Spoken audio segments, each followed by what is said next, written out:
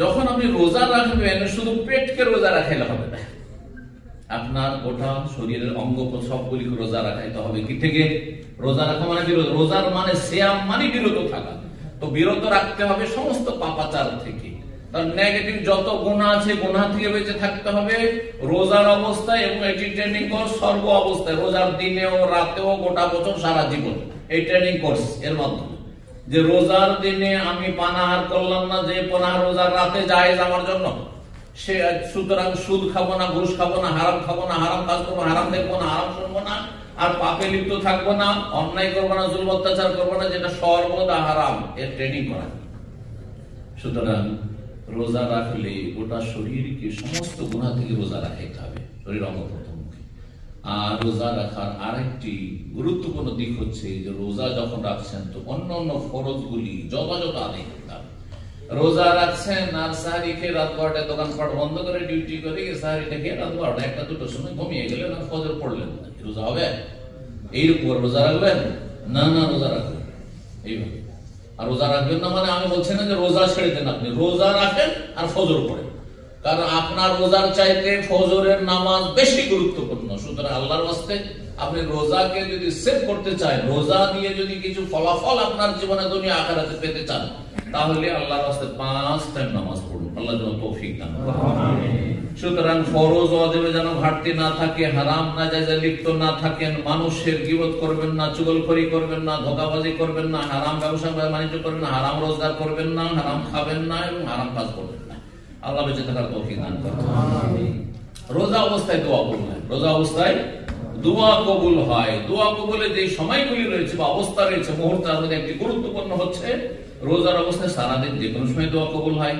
আর বিশেষ যত ক্ষুধার্ত হবেন, যত সন্ধ্যা ঘনিয়ে আসবে, আসর থেকে মাগরিব এই সময়টা আরো বেশি, যত পেটে জ্বালা আছে, আল্লাহর ভয় আপনি খাচ্ছেন না, আল্লাহর ভয় আপনি পানি পান করছেন না, তত বেশি দোয়া কবুলের চান্স রয়েছে। সুতরাং এই সময়গুলিতে আপনি কি করবেন? বেশি বেশি দোয়া করবেন। আর ইফতারির সহি দোয়া যেটি রয়েছে সেটি হচ্ছে যাহাবা জামা ওয়াবদাল্লাতিল উরুক ওয়া সাবাতাল আজর ইনশাআল্লাহ। আর আল্লাহু আলা সুমতু আলা রিজকিকা আফতারতু হাদিসটি আবু দাউদের কিন্তু হাদিসটি দুর্বল, সুতরাং সেটি না পড়ে সহি দোয়াটি পড়বেন। আর এছাড়া আমাদের দেশে বাড়তি কিছু বেদাতি দুটি বাক্যের সংযোজন করে পড়ে, দুটি তিনটি আল্লাহু আলা সুমতু ওয়াবিকা আমানতু ওয়া আলাইকা তাওয়াক্কালতু ওয়া আলা রিজকিকা আফতারতু ওয়াবিকা আমানতু ওয়া আলাইকা তাওয়াক্কালতু, এটি কোন হাদিসে নেই, জয়ীফ হাদিসেও নেই। সুতরাং এগুলি জালিয়াতি ফাজাইলে, আমলের ফাজাইলে, রমজানের ফজিলতে ফাজাইলে রমজান তাদের রয়েছে, আমাদের চিল্লাওয়ালা ভাইদের তাদের কিতাবে এই জালিয়াতি কথাবার্তা রয়েছে। সুতরাং এসব জাল কথা আমল করবেন না। আর তারপরে এর সাথে আরো অন্য কিছু লাগে না, যতটা লাগাবেন তত বেদাত হবে, ওসব থেকে বেঁচে থাকবেন। ইফতারি করবেন আপনি, ইফতার কি দিয়ে করবেন? জুস দিয়ে না পানি দিয়ে? আগে পানি, খেজুর। 1 নম্বরে কি? খেজুর।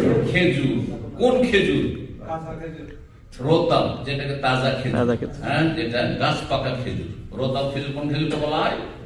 গাছ পাকা খেজুর। যদি সেটা থাকে, সেটা যদি না থাকে তাহলে যে কোনো খেজুর দিয়ে ইফতার করবেন। সেটাও যদি না থাকে, আপনার সামনে জুস আছে, ভাত আছে, আর অন্য কিছু আছে, আর আপনার পানি আছে, কোনটা দিয়ে ইফতার করবেন? আর পানি দিয়ে ইফতার রাসূলুল্লাহ সাল্লাল্লাহু আলাইহি ওয়াসাল্লাম বলেছেন। আর তারপরে তখন অন্য খাবার খাবেন, আর আস্তে ধীরে খাবার খাবেন। একসাথে আপনি ইফতার করে সাথে সাথে ভরপেট খাবার খেয়ে নিলে, সামনে খাবার ভাত রাখা আছে, বিরিয়ানি আর খেয়ে নিলে, এটা শরীর স্বাস্থ্যের জন্য ক্ষতিকর। আর রোজা রাখায় যে আপনার শরীরের ফায়দা, মানসিক শারীরিক ফায়দা, সেই ফায়দাগুলি থেকে বঞ্চিত থাকবেন।